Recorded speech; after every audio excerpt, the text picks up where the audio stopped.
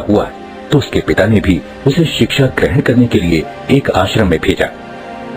आश्रम में गुरुजी ने अन्य बालकों के समान ही वरदराज को भी पढ़ाना प्रारंभ किया। वरदराज आश्रम में रह तो रहा था, लेकिन उसका मन पढ़ाई में नहीं लगता था। गुरुजी ने उसे तरह तरह से पढ़ाना और समझाना चाहा, लेकिन उसे कुछ भी समझ न आता था। गुरुजी जो कुछ पढ़ाते उसे वह याद ही नहीं रख पाता था।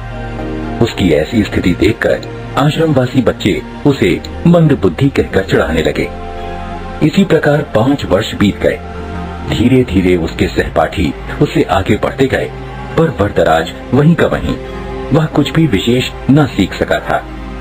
उसके साथ जो पढ़ने आए थे वे तो आगे बढ़ ही गए, जो बाद में आए वे भी उसे पीछे छोड़ आगे निकल गए। एक दिन गुरुजी भी हार मान गए। निराश होकर उन्होंने वरदराज से कहा, बेटा वरदराज, मैं समझता हूँ कि पढ़ना लिखना तुम्हारे वश की बात नहीं है। जितना प्रयत्न मुझे करना था उतना मैंने किया, पर मुझे लगता है कि विद्या धन तुम्हारे भाग्य में नहीं है। इससे अच्छा तो यही है कि तुम अपने घर जाओ और वहां का काम काज देखो। वरदराज असमंजस में पड़ गया। गुरुजी के मना करने के कारण उसे अपना भविष्य अंधकारमय लगने लगा। उसे यह चिंता भी सताने लगी कि घर लौटने पर उसके पिता क्या सोचेंगे। गांव के लोग भी उसे मूर्ख महामूर्ख कहकर दुत्कारेंगे। वरदराज करता भी तो क्या, उसने अपना सामान समेटा, गुरुजी के चरण छुए और वह भारी मन से विदा हुआ। वह उदास होकर अनमने भाव से चला जा रहा था। घर वापस जाने का उसका जरा भी मन नहीं था, पर कोई और ठिकाना भी तो नहीं था। कहाँ जाए क्या, उसकी समझ में कुछ भी नहीं आ रहा था। वह सवेरे चला था और अब दोपहर हो आई थी। रास्ते में खाने के लिए गुरुजी ने उसे थोड़ा सत्तू दिया था। उसे भूख प्यास भी लगाई थी। चलते चलते उसे एक कुआं दिखाई दिया। वह पानी पीने के लिए कुएं पर पहुंचा। वहां उसने देखा कि पानी खींचने की रस्सी की रगड़ से कुएं की जगह पर निशान पड़ गए हैं और मिट्टी के घड़ों को रखने से जमीन पर गड्ढे पड़ गए हैं।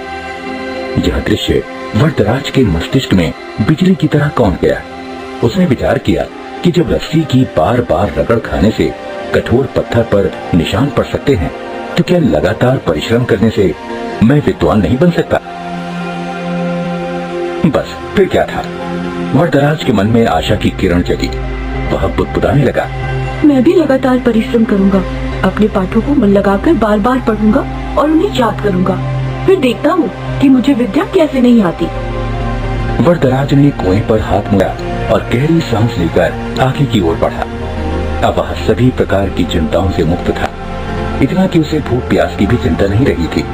वह तेज कदमों से चल रहा था। अब वह दूसरी ही तरह का वरदराज था। वह घर की ओर नहीं बल्कि आश्रम की ओर लौट चला था। सूर्यास्त होने को था। गुरुजी आश्रम की वाड़ा में टहल रहे थे।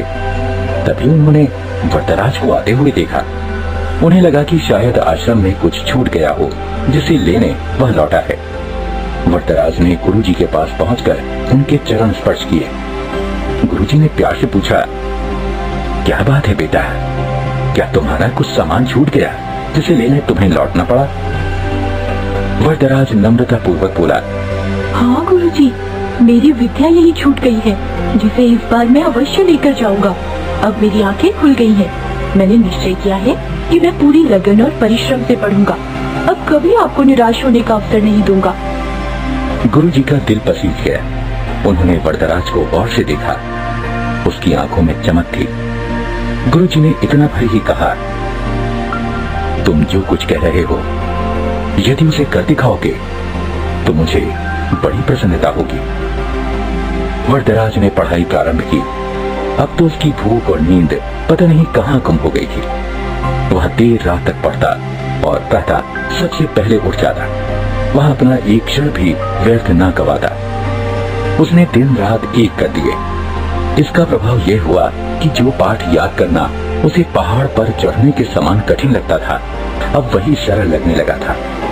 गुरुजी और अन्य बालक वरदराज में आए। इस परिवर्तन को देख आश्चर्यचकित रह गए। अब वरदराज की